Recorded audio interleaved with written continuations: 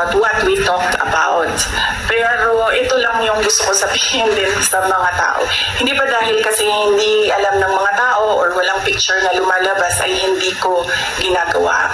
Isa sa mga tasks na nilista para sa akin dito sa Office of the Vice President is to visit former Vice Presidents doon sa mga residences nila.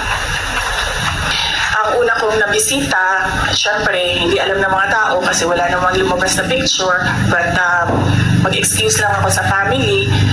Binisita ko si former Chafisto Gingona, former Vice President Chafisto Gingona sa bahay nila.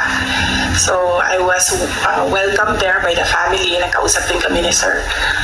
And then, next was former Vice President Erap Estrada. Binisita ko din sa bahay niya. Anong purpose ng pagbibisita ko? Nagpapakilala ako sa kanila. Nagsasabi ako na ako yung Vice President. At sinasabihan namin sila as former Vice Presidents, we owe it to them na kung may kailangan sila, susuportahan namin sila, yung opisina ng OVP.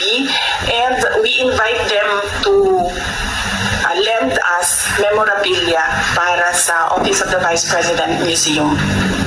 So, binisita ko si former President Erap Estrada sa bahay niya. Binisita ko si former Vice President Gloria Macapagal Arroyo sa bahay niya. And then ngayon, I had the opportunity to visit Vice President Robredo sa bahay niya. So, dalawa na lang. And I still have 4 years to go.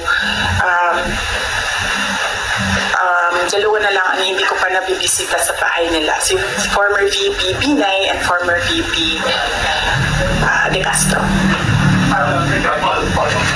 Yes, yes.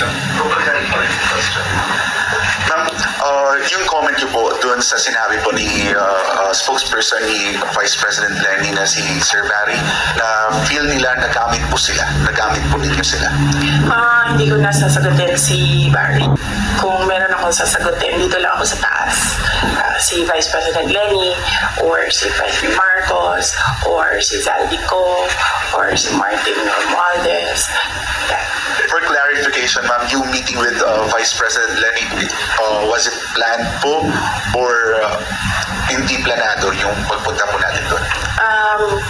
Hindi ko na sasagutin yung details kasi I understand hindi din nagsasabi ng detalye si VP Len. Pero i-confirm ko na nandun ako sa bahay niya. Follow-up. Can you confirm that the camp of former Vice President Len said that it was more on personal, nothing political naman daw. Can you confirm na it was more on personal conversation lang yung nangyari and nothing political? Siguro no, as she's more senior than me kasi nauna siyang maging Vice President sa akin.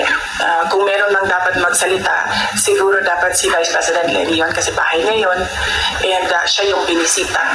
So, napaka-assuming ko naman kung ako yung magkukwento, ako na nga yung bisita, ako pa yung madaldal. So, kung si Vice President Lenny Robredo ay walang sinasabi, respetuhin natin kung ano yung gusto niya.